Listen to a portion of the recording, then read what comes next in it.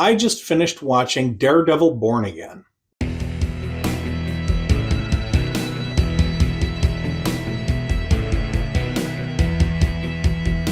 I've always been mostly a DC Comics fan. I love Batman, I love Superman, Green Lantern, Green Arrow, all that. I'm a DC guy. But I also like Marvel. Like most people in this country, I appreciated the Marvel Universe. I like Iron Man. I appreciated the Marvel Avengers movies. I liked Endgame. Like most other people, not terribly thrilled with the more recent Marvel stuff, but, I'm still a fan of the franchise as a whole. Throughout all of this, my favorite TV show of any superhero was Daredevil. I loved the Netflix original show, those 3 seasons, The Defenders, Jessica Jones, Luke Cage to a lesser extent, Iron Fist to a much, much lesser extent, but Daredevil, oh my goodness, I've watched that a million times. I just adore the original Netflix show. So when, Disney took control back from Netflix, I was a little nervous about what was going to happen with Daredevil. Were they going to ruin it? Were they going to MCU-ify it to the point where it was just silly jokes, plot holes, and just political stuff?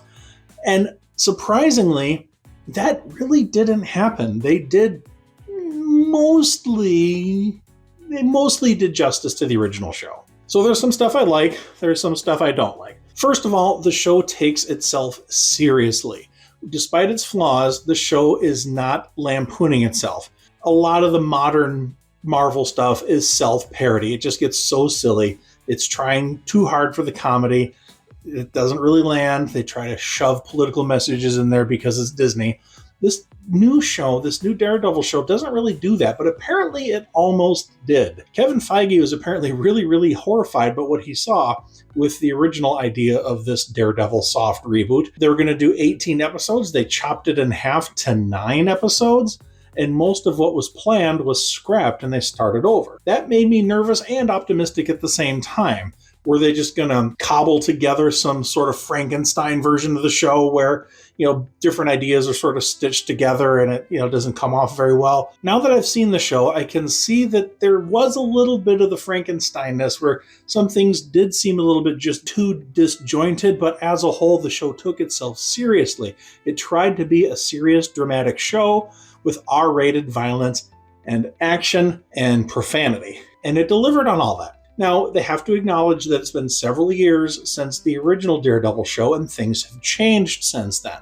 And they handled that well. Kingpin addressed some of the things that happened in Hawkeye and Echo, but they didn't go too much into it, but they acknowledged that that universe exists, but that wasn't really the focus.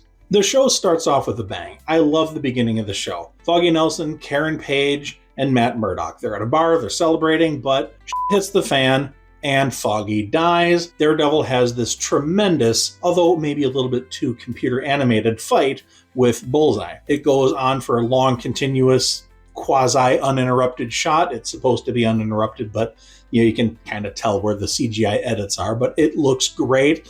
It's heart-pounding action. It's really well shot. It's very Daredevil-y. Some people criticize him for being a little too acrobatic, but, it's very comic book-esque, and I like that. Then we flash forward a year, and Nelson Murdock Page is no longer a thing, but Matt Murdock is a lawyer doing lawyer stuff, and he's got a good job that pays well. He still takes on cases for the little guy, but he, is also taking the big cases for the paycheck. Normal lawyer stuff. The Karen and Foggy replacements in the show aren't really that memorable, but, he has people in his life, and it kind of works. Meanwhile, Kingpin, Wilson Fisk, runs for mayor of New York on an anti-vigilante platform.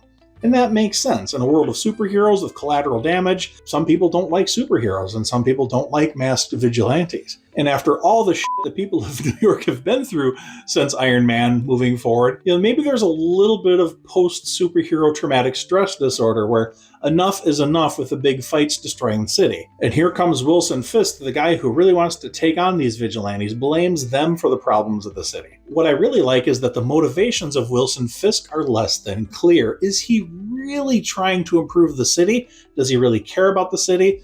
Does he actually think that the masked vigilante problem is a real problem? Or is it all part of his twisted James Bond villain sort of evil plan? It turns out in the end it's kind of both. He really does seem to believe that the city would be better without masked vigilantes, and he really does seem like he wants to make the city better, but he is still an evil bastard. And those two things coexist together very well, making for a very rich, interesting character. And having him as mayor of the city really, really works with the Kingpin persona. He's now the ultimate Kingpin. I've made this criticism about a lot of movies, is that we take too much time away from the hero being the hero. The reason The Dark Knight is the best of the Dark Knight trilogy is because Batman is Batman for the entire movie. We don't have to earn seeing Batman. In Dark Knight Rises, we have to wait for Batman to re-Batmanify himself. In Daredevil Born Again, which makes sense with the title, we have to see the rebirth of Daredevil. There needs to be something worthy of him putting on the red suit again. We get the majority of the movie without the guy in the mask. I think I speak for a good chunk of superhero fans. We want the guy in the mask. But the character arc is real and it's well done, and it makes sense in universe that it would be that way. Just selfishly, I want more guy in the red suit kicking people in the face, but hey, that's just me. Now, the 9-episode story structure seemed to work pretty well. The previous format were supposed to be 18 episodes. I'm imagining that there are going to be a lot more individual episodes of Daredevil doing Daredevil-y things, but not really part of the main overall story arc. And we got one example of that, which was the bank robbery episode, which I think might be my favorite episode of this series. It's not really super connected to the rest of the plot.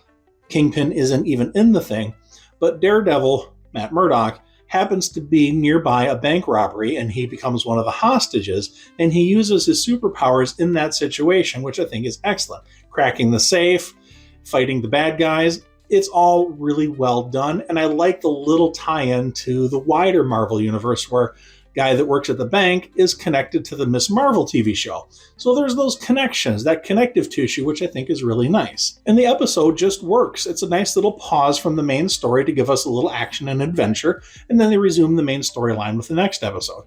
I like that sort of thing. I almost wish that there was an entire series of Daredevil episodes that was just him getting into standalone adventures. The side characters in this show, the villain, Muse. I like that they had them. I like that little story element in there, but it was too short. The trial with White Tiger, that was interesting. These little mini stories within the larger story. I just wish that they had a little bit more to flesh it out. Maybe give us a 3-episode story arc with one character, another 3-episode story arc, kind of like the way Andor season 1 worked, where you get this block of episodes is one story, this block of episodes is another story, this block of episodes is another story. This one kind of dot through it, and it didn't work quite as well. I like that around Kingpin, you have the sycophants, you have the diehard fans of Kingpin, and you have his detractors. And I like that Kingpin really manipulates, and the behind-the-scenes political stuff is just great. Watching him rise to power, not only once he's in power, but to seize control of the city as a whole. The Vigilante Task Force, which is basically shitty, rogue, dirty cops. He collects those shitty, rogue, dirty cops to make his own little mini police force within the police force. Very good, very well thought out. Little disappointed with the way the show ended. It leaves too many loose ends, and it doesn't really give us a proper conclusion. Really, at the end of the series, we're not really that far different from where we were in the middle of the series. Kingpin is mayor, Kingpin is dirty, Kingpin doesn't like vigilantes. Daredevil is a reluctant hero who puts on the red mask sometimes to kick ass. We're really not in any different position. You're not really missing any dramatically new thing that's going to affect the wider Marvel Cinematic Universe. The only exception to that would be the fact that Kingpin is mayor, which might come into play in the next Spider-Man movie. How is Spider-Man going to be a masked superhero in a city where Mayor Fisk really hates masked vigilantes? That's an interesting setup, but I think you're probably going to be able to watch the next Spider-Man movie without having seen the Daredevil show and have it still make sense. So this doesn't really move the ball forward very much. I think Walt Disney would be rolling over in his grave if he knew that there was going to be something called Disney where a guy's head gets smushed in the most grotesque way imaginable. I don't care. I think it's fantastic. I love the gore. I love the violence. I think it fits that in the Marvel universe you get some gritty, real-world, hardcore blood fest. I think it's great. And I applaud Marvel for having the guts to not tone it down for general audiences, but really make it for the grown-ups. Marvel really likes to advertise its future shows with current shows. So this show is setting up The Punisher, This show is setting up Spider-Man with Mayor Fisk being in charge of New York, but this doesn't really conclude or tell us a good Daredevil story. It's a good Daredevil experience, but it's not a good Daredevil story. But it doesn't have a beginning, middle, and end. It has disjointed sequences of events that sort of tie together at the end, but really, it doesn't have a proper conclusion. And sorry, but that's an important aspect of any show, is to have a proper conclusion. Cliffhangers are a proper conclusion. This didn't even really have a cliffhanger. It just sort of stopped.